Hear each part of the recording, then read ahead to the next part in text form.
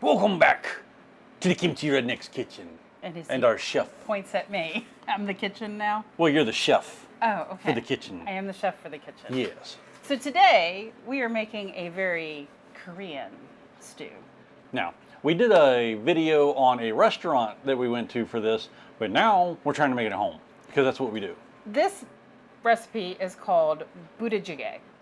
Budae Jjigae is a stew that came about from, actually, we're not 100% sure if it was actually in Uijeongbu, which is in the northern part of South Korea, or if it's closer to Songtan, which is closer to where we live. So there's two styles. Both of them claim to be the original. Right. Today we are making the Songtan Budae Jjigae because that's closer to the area that we live in, but we will make for you the Uijeongbu version because we should do that too. We're equal opportunity employers of Korean food. So, also, I don't know that we've had the Uijeongbu style, so we should try that because we haven't had that. So, the game plan today is to make for you the Songtan Budae Jjigae. Now, what Budae Jjigae is a... Roughly translates as army-based stew. At one point, they were calling it basically base meat because the meats all came from the base. So the meats would be those easily processed meats like Spam, actual Spam, hot dogs, sausages, ham, just whatever processed meats that the base had readily available. And it's really more of a meat-heavy stew. It's a surprisingly meat-heavy dish for a lot of Korean stews and whatnot, which generally have a little bit of meat and then a lot of vegetables or cartilage or bone broth or whatever goes with them. This one has a it's like literally, so the biggest hurdle to making Budae Jjigae is, do you want to eat it out at a restaurant? Do you want to buy it already packaged since it's available, already packaged in the grocery store, or some stores actually sell it, and then make it at home? Or do you want to source all your own and make it completely from scratch like we're doing? That's the biggest hurdle you'll come across trying to figure out the recipe for Budae Jjigae. Literally. That's true. So we are using a recipe from Sungkyung Longest. So, you know, we use a lot of her stuff, so that's just our jam. That's what we do. Generally pretty good. Yeah, they always turn out well, so she's one of our favorite Korean cooks, so why not use what we know is going to work? So, we're going to try some fancy camera work, and we're going to go to the overhead cam. Woo! All right, welcome to the overhead cam. All right, so we are bringing 3 cups of water to a boil, and we are going to blanch 8 ounces of ground beef. You can also use ground pork. So we're going to put that in there. This is not to cook it because it's going to cook later. And then we are actually using real Spam because we're in Korea and we're not going to put ham in there. We're going to put Spam because that's everywhere we've been. We've had Spam, right? Yep. So, now, sometimes you also have ham, like sliced lunch meat ham. We have had Spam and ham together. Or Canadian bacon style ham. Yeah. Basically, the short story that I always heard for this was like after the Korean War. It's like the Koreans that lived outside the army bases traded with the GIs, and whatever they could get from the commissary, they threw it in whatever they had, and basically you got Budae Jjigae. Okay, so I'm going to add our Spam. Again, this is not to cook it, this is just to blanch it. This is to give this water a little bit of flavor, because then we're going to strain. Make it a broth. So, I'm going to let this come back up to a boil. It's only going to be in here for about a minute or two, and then we're going to pull the meat out of it, and then take the water. So we need 3 cups of it. So once we pull it out, if it has boiled away any, I'll add a little bit more, but we're going to add a bouillon cube, chicken bouillon cube, to the water. I think we are ready to pull out. So you don't have to worry at this stage if your meat is cooked because, well, it's going back in. It's going back in and it'll be in for a little while, so it's definitely going to cook by the end. This, on the other hand, looks like it's definitely relatively cooked, so I don't think we have to worry about that at all. So once I put the chicken bouillon in the cube, we will sit for 3 minutes with that.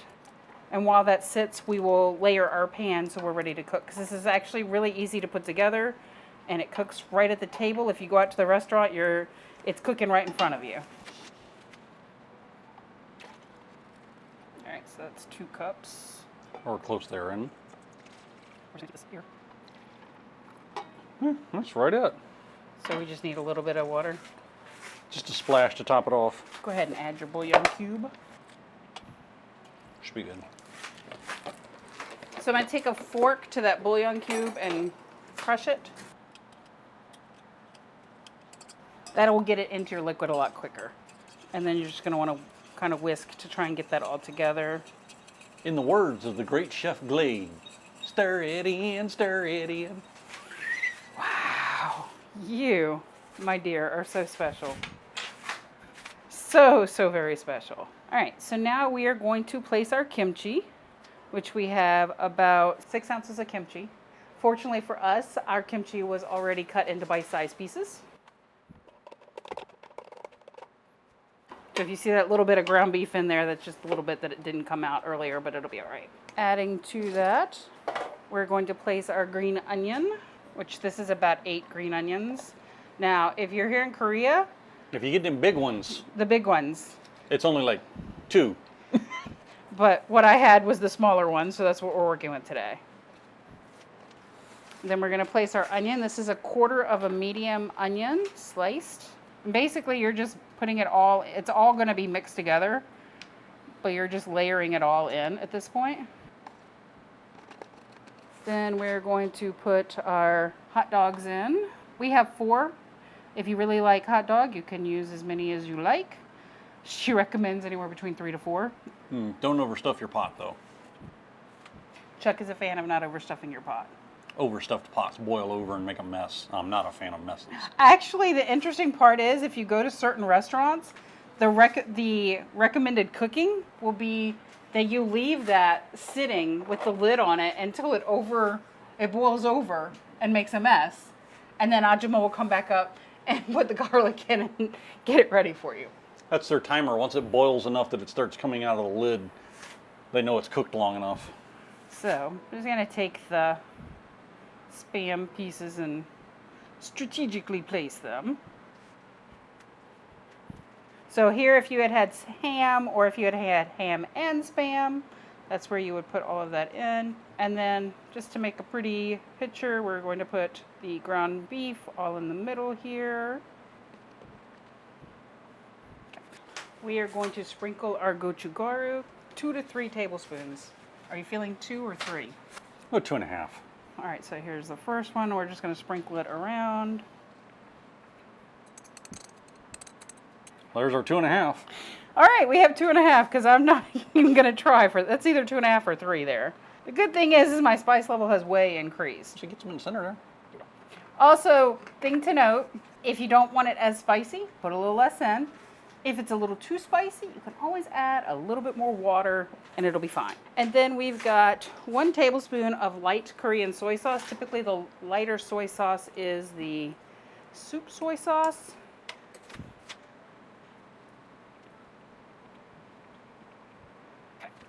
She's very careful about this. I tend to just throw stuff in the pot. Then we're going to place 3 slices of American cheese. Yes, processed Kraft American cheese. You would be surprised the number of Korean dishes that Kraft singles goes really well in.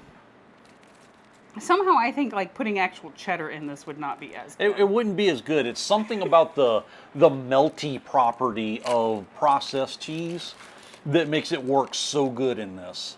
So like maybe a Velveeta might work in it. Because that's very processed. Some sort of Velveeta mixture might do well, but it's hard to beat the singles. We are going to pour the broth. We are going to pour it around the pot. So if you didn't want to have the cheese already in there, you could put the cheese in after. I just pour slowly. Okay, there's our broth. Now, if you had your heart of hearts set on adding some extra stuff in here because you want some more, veggie to get some traction downstairs, you could put in some mung bean sprouts. You could add some of the banchan dishes they have, like the marinated spinach could go in it, would be all right. What else would be good? The garlic sprouts. Garlic sprouts would be good. Any of the other kimchis. Pretty much any kind of kimchi can go in it, would be all right. Put the lid on, bring that up to a boil. And then once it comes up to a boil, we'll reduce it to medium heat and let it simmer for 5 to 10 minutes. So we're going to eat this the way that we would eat this at the restaurant, at the table. This is actually our table. It's our prep table and our table. But in 5 to 10 minutes, we're going to add the garlic, and it's going to be garlic. No joke. There is much garlic. One of the main differences between the Uijeongbu style and the Songtan style is the Uijeongbu, you put the ramen in earlier. So in Songtan style, you eat your Budae Jjigae with your bowl of rice. You eat your chunks. And then You use the broth. you use the broth for your ramen. And Jin ramen is one of the better ones to use that most people recommend, or Shin ramen. You can use either of those. You can choose whether or not you want to actually put the packet of mix in. Usually most people will taste the broth. If the broth is spicy and good, you don't need it. If you're thinking the broth is a little weak, throw it on in. So here we are. We got some boiling going on. We're back on our regular camera tripod, so we'll get in here so we can see. So we about time for some garlic. We actually are about time for some garlic. We are putting 2 tablespoons of garlic in here. Are you excited about that much garlic, Chuck? That's the big spoon, y'all. And then I'm going to mix it in, by the way. By the way, the recipe called for like 8 cloves of garlic. Which if you're going, is actually 2 tablespoons. I'm just saying, if you're going that route, it's Yeah. 8 cloves. We have our favorite minced garlic, so we cheat. We don't want to mince garlic here. We don't mince words about our minced garlic. All right, so we stir that up and give it another 5 minutes or so. that's the plan. All right, it is serving time. We have the prerequisite bowl with some rice. So All right, Chuck. Are you ready? let's get in here and get some of this goodness. So when you're at the restaurant, basically all you're doing is basically scooping a little bit into your bowl with your rice and eating. You could potentially be like, ooh, I really want a hot dog, or ooh, I really want some ham or some Spam. Now, there is a temptation to get all up in this juice, and by all means, get yourself a little bit to go on your rice, but Don't overdo it. don't overdo it, because you got the ramen noodles later, you need the juice. But if you're with a group and you're not going to do the ramen noodles later, it's totally okay if you choose not to. You can choose to get all up in that juice if you need to. Right. So Melissa is having a nice chilsung cider, which is Very Korean.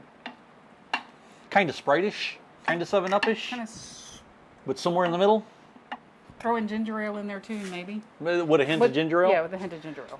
And I've got Phi Light. So a lot of people will tell you that Korean beer is very, very thin, very light.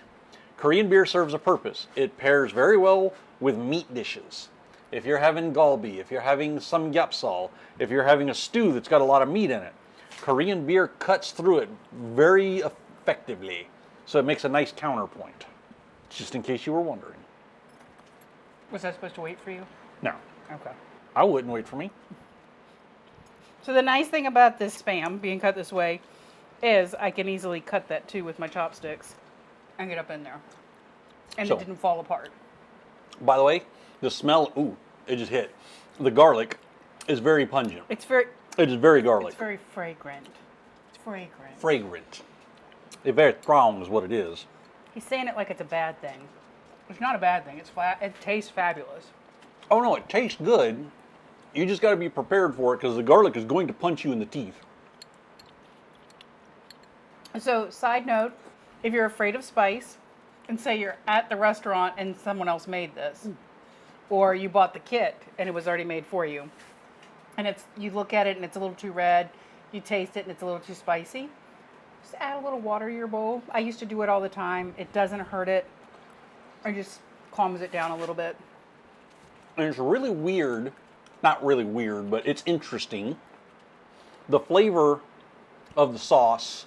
So you got the kimchi juice, you know, and the garlic and the soy sauce and all that in the Korean broth, and it cooks into the meat. So all of the meat has a same-ish base flavor to it, but then you get the different textures from the hot dog, from the, you know, the hamburger, the ground pork, if that's what you've got. You can also add tofu into this, and I think tofu would be lovely. Tofu is good in it. I've had it. But all these different pieces of meat in here, have different textures, but have that same Spicy flavor. Korean kimchi stew back on ground to it. It's really good. Spam works so well in this dish. Get over the ooh spam. No, it's good. It works in this dish. If nothing else, Korea should change your opinion on spam. This is stupid good. And these hot dogs have soaked up such good flavor. Although we do currently have a bit of a beef with spam because they blocked one of our Instagram posts about something that wasn't even about spam. It was about a Korean brand that. Yeah, it was kind of funny. Hormel apparently decided to say that we were copyright infringing because we post about Koreans and how much they love spam, and there's a brand called Rich Ham here, and we posted a picture of their Rich Ham truffle version.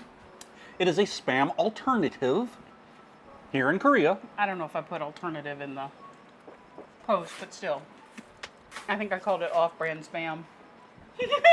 Maybe they just didn't like being called off-brand spam. I don't know. I don't know. Still kind of amusing. It's kind of funny. It's the only post I've ever had taken down, so it's kind of amusing. I had a post taken down from spam. We got spammed. Now, because we're not going to be able to eat all this in one go, normally you would eat your dinner. Also, then, because Chuck really wants some of this for leftover. That too. And then you would cook your ramen. So, We're going to remove some of that. So, we are boiling. We're boiling. We're getting ready to, actually, we're going to go ahead and put our noodles in because we're boiling. Put the lid on. Put the lid on so the steam helps cook the noodles. And I just want to let y'all know that whether it's Sung Kyung Longest recipe or Melissa's shining presence in the kitchen here, this is one of the best bowls of Budae Jjigae I've had in my whole time in Korea. It may actually be better than the restaurant we normally go to. It's good stuff. Which is exciting because you know we're going to try the Uijeongbu version. One of the things I know the Uijeongbu version has that this one doesn't is pork and beans. Pork and beans or baked beans or something like that. That, to my brain, does not... I can see where the sauce in it would give it kind of like a barbecue-y flavor. Well, no, because it's just regular pork and beans. It's not baked. You don't have to get the baked beans. You just get pork and beans. Well, because back in those days when they get this, there wasn't like baked beans. Like Bush's hadn't made his baked bean recipe over to the commissary yet. So you're looking at, Campbell's pork and beans. With this not being a ramen pot, it means that we don't have a whole lot of room going here. Judo flip! Ha So, you want to make sure that your ramen cooks on both sides. You may have to Judo flip it. judo flip it. Take matters into your own hands. I'm the genie in the pot. Budae Jjigae.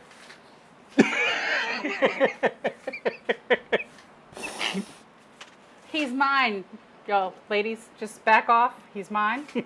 I'm not sharing. I have to share him with 3 other ladies right now. They're quite demanding. I ain't sharing with anybody else. And because we are who we are, our ramen, we'll get some extra cheese. Are you ready for it? Hang on.